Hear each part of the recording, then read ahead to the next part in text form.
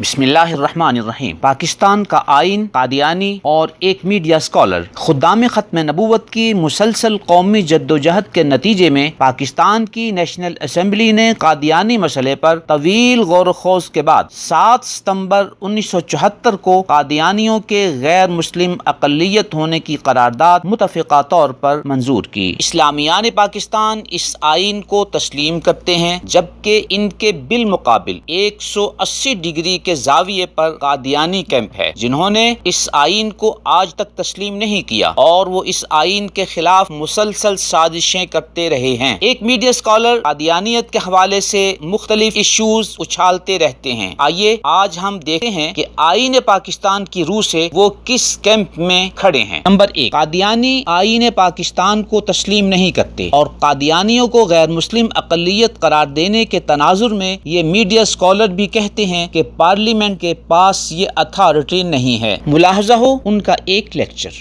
اور ایسا بھی ہے کہ تمام مسلمان صحیح نہیں سمجھتے۔ اس کی مثال احمدی حضرات ہیں، قادیانی حضرات ہیں، یعنی ان کے بارے میں کم و بیش ایک عمومی اتفاق ہو گیا مسلمانوں کے مابین کہ ان کا عقیدہ صحیح نہیں ہے، انہوں نے ایک نئی نبوت کا اقرار کر لیا، مگر ان کے متعلق یہ فیصلہ کہ وہ مسلمان نہیں رہے یا انہیں مسلمانوں کی جماعت سے الگ کر دینا چاہیے، اس کا حق کسی کو بھی حاصل نہیں ہے۔ نمبر 2، قادیانی آئین پاکستان کو تسلیم نہیں کرتے، جبکہ یہ میڈیا اسکالر بھی کہتے ہیں کہ میں اس سے براعت ظاہر کرتا ہوں۔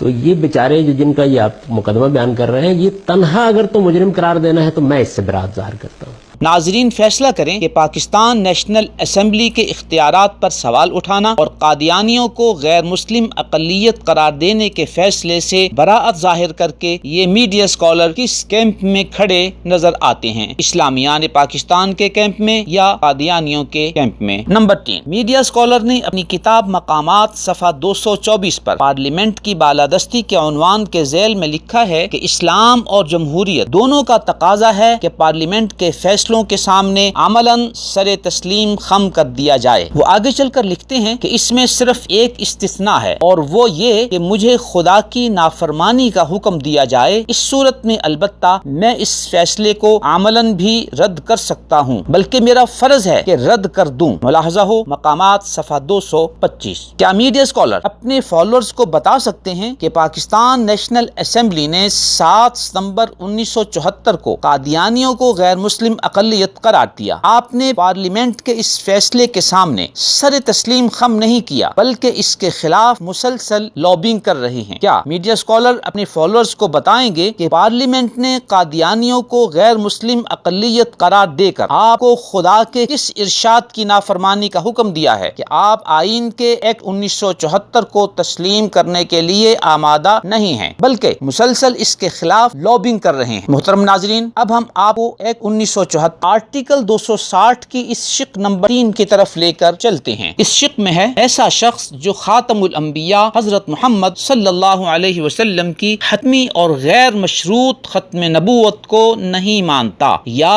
لفظ کے کسی بھی مفہوم اور وضاحت میں حضرت محمد صلی اللہ علیہ وسلم کے بعد نبی ہونے کا دعویٰ کرتا ہے یا ایسے دعوے دار کو نبی یا مذہبی مصلح مانتا ہے، اس آئین یا قانون کے مقاصد کے لحاظ سے وہ مسلمان نہیں ہے۔ ملاحظہ ہو قادیانی مسئلے پر بحث کی سرکاری رپورٹ صفحہ 2949۔ محترم ناظرین، آرٹیکل 260 کی اس شق نمبر 3 کے خلاف میڈیا اسکالر کے مسلسل پروپیگنڈے کو تعزیرات پاکستان 295A کس نظر سے دیکھتی ہے؟ اس میں ہے ایک مسلمان جو عقیدہ ختم نبوت جیسا کہ اس کی وضاحت آرٹیکل 260 کی شق 3 میں کر دی گئی ہے کہ منافی کوئی اعلان کرتا ہے یا عمل کرتا ہے یا تبلیغ کرتا ہے تو وہ اس دفعہ کے زیر تحت قابل تعزیر ہوگا۔ ملاحظہ ہو قادیانی مسئلے پر بحث کی سرکاری رپورٹ صفحہ 2949۔ اب یہ فیصلہ ہماری عدالت اور متعلقہ اداروں نے کرنا ہے کہ موصوف میڈیا اسکالر 260 کی شق 3 کے منافی مسلسل اعلانات، لیکچرز اور تبلیغ و لابنگ کی وجہ سے قابل تعزیر ہیں۔ محترم ناظرین، اب ہم آپ کو ایک 1974 خطر کی توسیع کی طرف لے کر چلتے ہیں جو حکومت پاکستان نے 1982 میں کی تھی۔ اس میں درج ہے قادیانی گروپ یا لاہوری گروپ کے اشخاص جو خود کو احمدی کہتے ہیں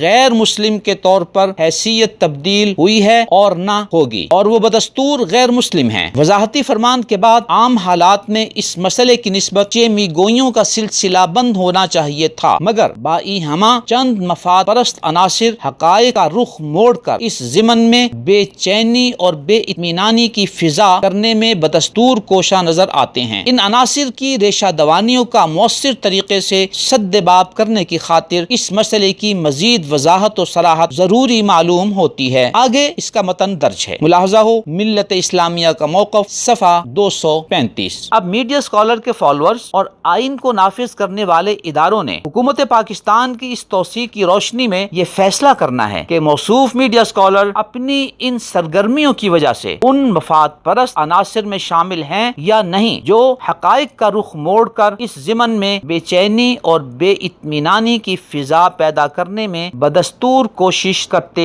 نظر آتے ہیں۔ الغرض ایکٹ 1974 آرٹیکل 260 تعزیرات پاکستان 295A اور 1982 کی اس توثیق کی روشنی میں میڈیا اسکالر کے فالوورز کو یہ اندازہ لگانا زیادہ مشکل نہیں ہے کہ میڈیا اسکالر اسلامیان پاکستان کے کیمپ میں کھڑے ہیں یا قادیانی کیمپ میں۔